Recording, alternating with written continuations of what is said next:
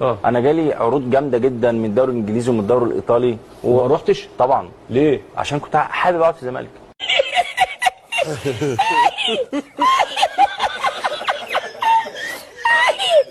No cobré nada, me dieron el dinero del bote.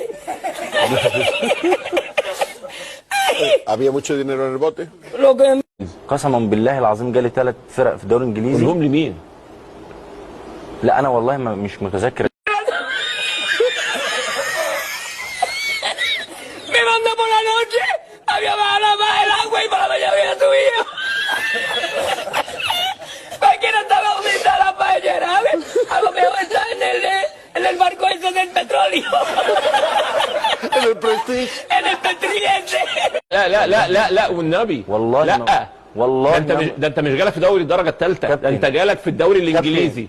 طب كان مين في الدوري وقتها الايطالي؟ كريم كان سيف. انا عندي مشكله في الاسماء، انا نساي بنسى. عشان بس دي حاجه الناس كلها عارفه عني، اللي قريبين يعني لعيب كوره في الدوري المصري جاله عرض في الدوري الانجليزي من 3 انديه مش فاكر منهم ولا نادي.